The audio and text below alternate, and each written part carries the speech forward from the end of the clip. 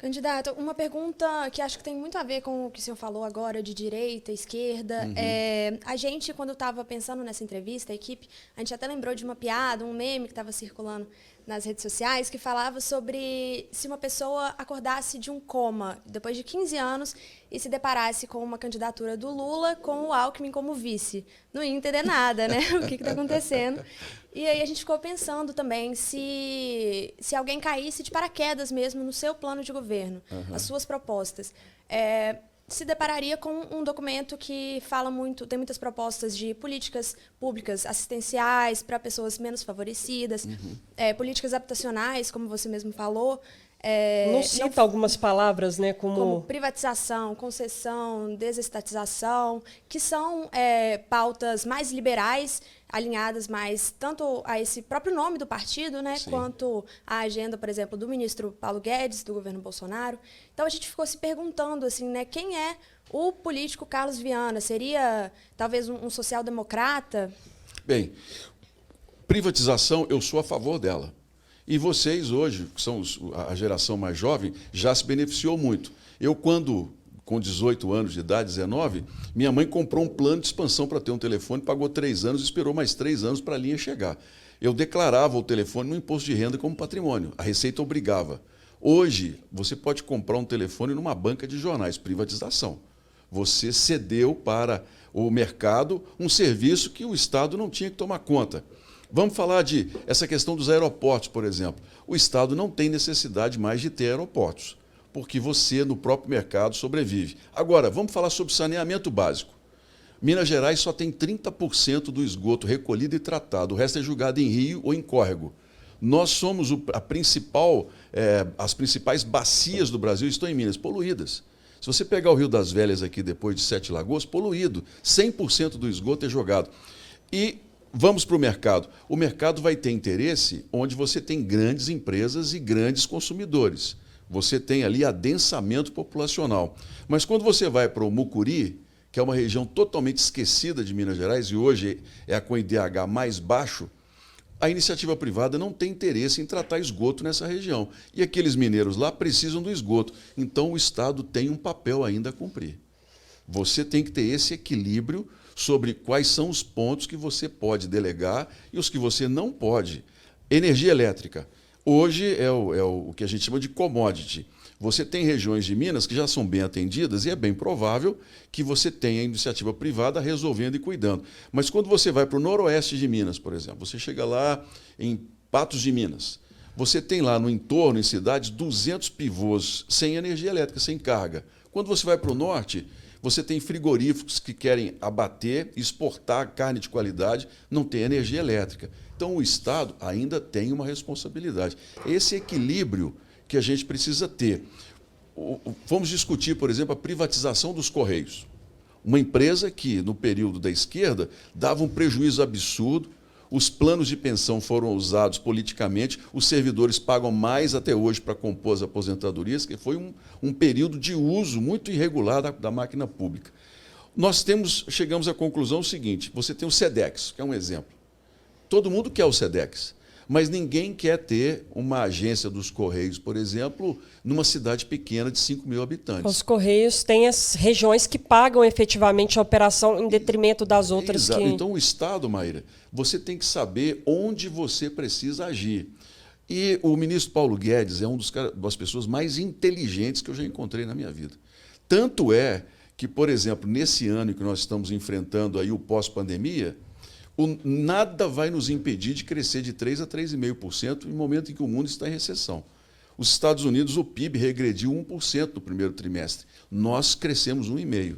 A arrecadação brasileira, até julho, estava 450 bilhões a mais do que o previsto no orçamento. Isso é condução. Agora, o político Carlos Viana é um político que veio para a política depois de 35 anos de uma experiência de vida muito rica, vamos dizer assim. Nasci de família humilde, estudei em escola pública a minha vida toda. Com 14 anos, trabalhando em banco, estudando à noite, levando marmita, andando de ônibus 1h30 para ir, 1h30 para voltar. Isso tudo marca muito a minha vida hoje. Por que o meu plano de governo fala, por exemplo, em política de assistência? Porque não há problema nenhum que haja milionários no país. Uma economia dinâmica é uma economia de gente rica. Mas você não pode permitir que famílias não tenham um mínimo de sobrevivência. Esse papel do Estado ainda tem. Eu deparo, por exemplo, com casos. Ribeirão das Neves, que é uma cidade que precisa de uma atenção muito grande aqui. Da minha parte, eu tenho trabalhado, vamos construir lá a primeira creche municipal. Nós estamos construindo em Neves. Você se depara com situações que no Brasil já não são comuns.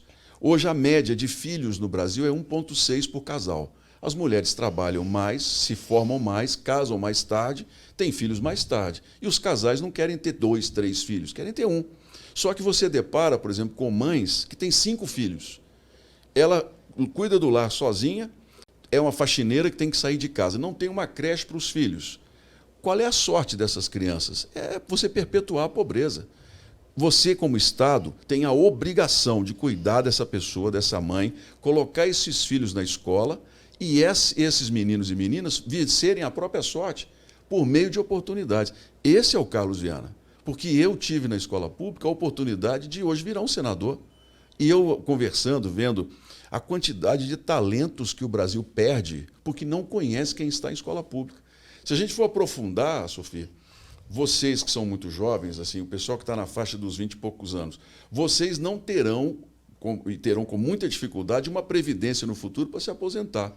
Por quê? Porque o Brasil hoje envelhece muito rápido. 40% da população praticamente tem a minha idade, está entre 50 e 60 anos. Daqui a 10 anos, nós vamos depender de benefícios públicos.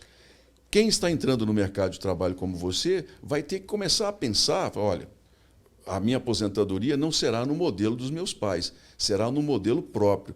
Se nós não pegarmos as jovens e os jovens brasileiros em escola pública, não dermos a eles a oportunidade de se tornarem profissionais em tecnologia, em cada região de Minas tem um currículo necessário.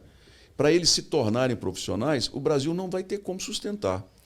Aí nós vamos ter uma situação, ou nós vamos viver uma grande onda de imigração, como os Estados Unidos viveu, para a gente ter mão de obra barata, vamos dizer assim, ou a gente torna um país de alta tecnologia.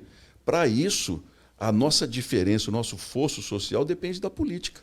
Daí a presença do Estado, a importância da presença do Estado. O Estado ele tem a obrigação de cuidar disso. Então, há áreas que você pode delegar, há áreas que não.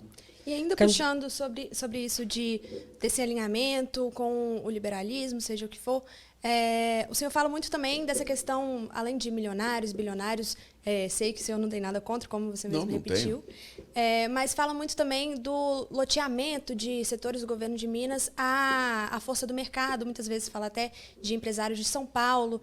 Será que isso não afastaria o senhor um pouco desses políticos e até eleitores mais liberais, porque, querendo ou não, tem gente que quer privatizar tudo mesmo. Né? Mas as pessoas são liberais, mas não querem ter prejuízo.